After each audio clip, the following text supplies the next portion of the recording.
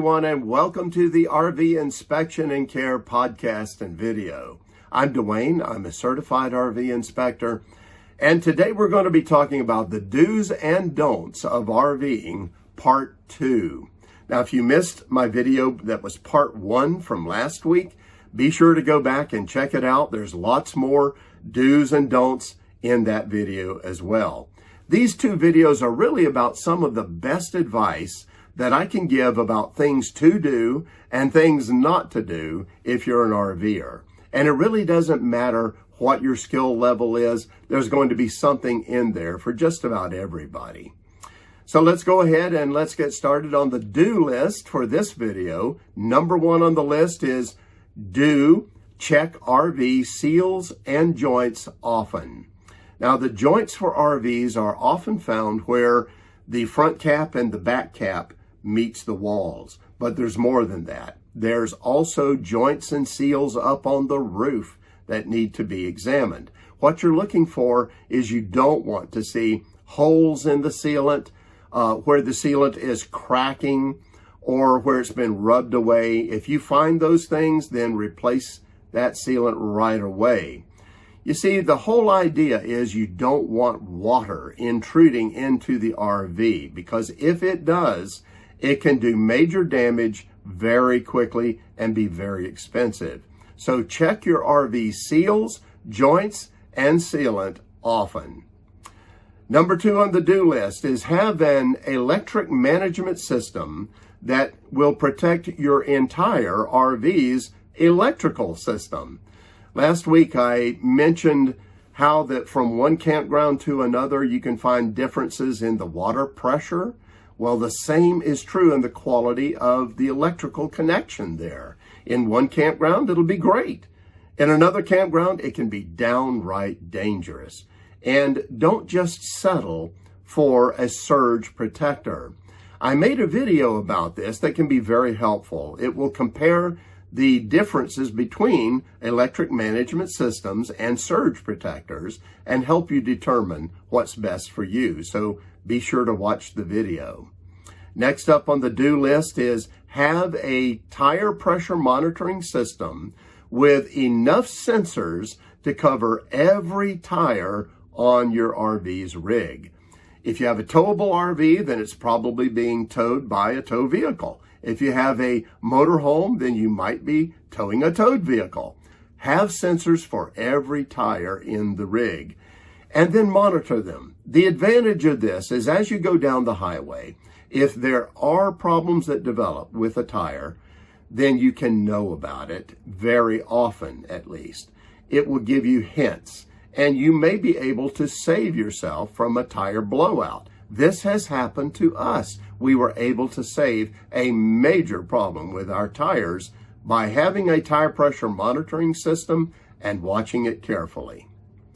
Next on the do list is know your rig's weight. A lot of RVers don't know that. They're just going down the highway, and as they go, they buy this thing and that thing and bring it in the RV and figure that as long as they've got space left in the RV, well, then they're fine. But that's not true. Be sure you know what the weight limit is for your RV. Know what the weight limit is for the cargo that you can bring in, and then don't go above that. That way you won't overload the RV and you can stay safe while you travel. Next on the do list is get an RV inspection on any RV that you buy, new or used. Now, there's still a lot of RV buyers that don't follow this advice. And you really should follow the advice, because think about it.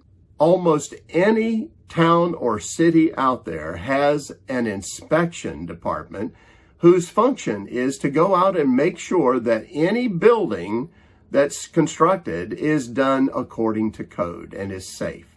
Well, then why would you want to buy a home on wheels and not have it inspected properly? Yes, I recommend using certified NRVIA inspectors. They know what they're looking for. They can make sure what the shape of that RV really is.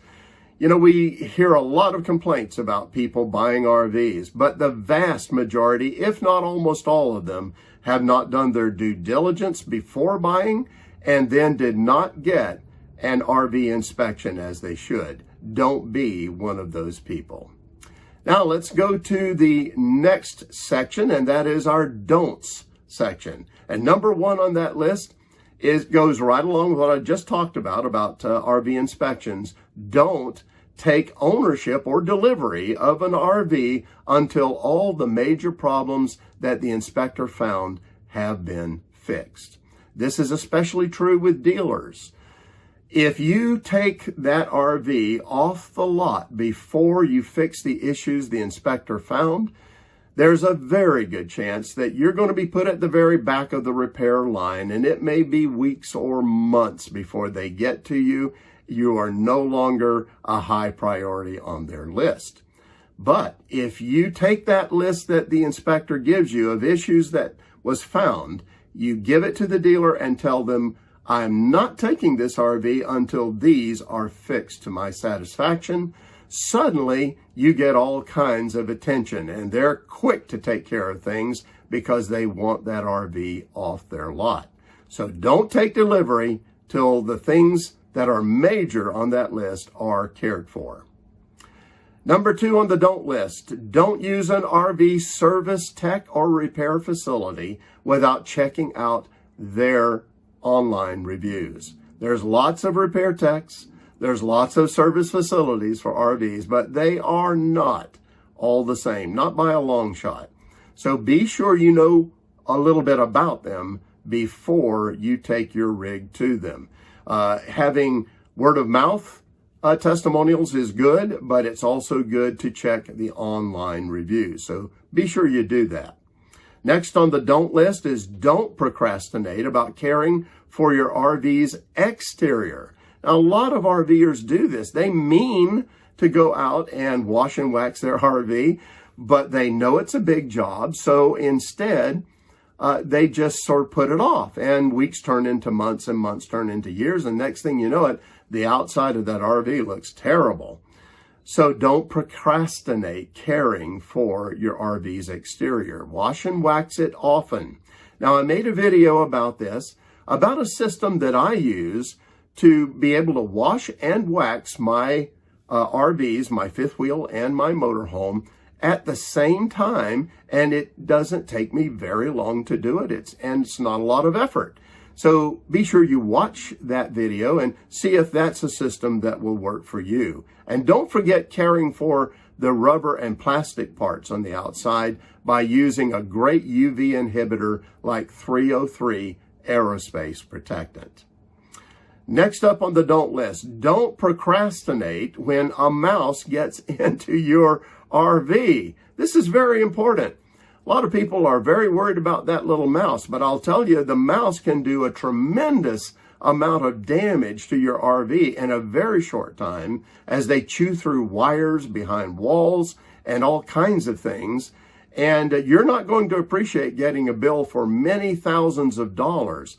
So make sure that when you know a mouse has gotten in, get on resolving that situation right away. Again, I made a video about this. I cover various means of tackling the situation and handling it. So take a good look at the video and see what you think might work best for you.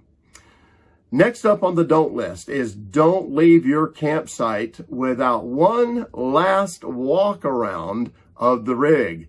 It's amazing how you can easily forget some things. Maybe you're not feeling good that day. Maybe you've got your mind on something else. Maybe while you're packing up, the next door neighbor comes over and starts talking with you and gets you out of your rhythm. And then you just forget something. And then you drive off and find out it was something important. So before you leave your campsite, don't get out of there without making one last walk around, looking at everything as you go. And by the way, using a checklist for setting up your campsite and for taking it down is a very good habit to have. All right, those are the do's and the don'ts for this week. And I hope that you found something in there that will be very helpful for you. But again, don't forget to watch my first video. There's another whole section of do's and don'ts there that will go right along with these as well. Remember, these videos are really made for your benefit. It's to help make all of your RV travels more safe and more pleasant. Well, that's it for now. Have safe and happy travels, my friends. Until next time.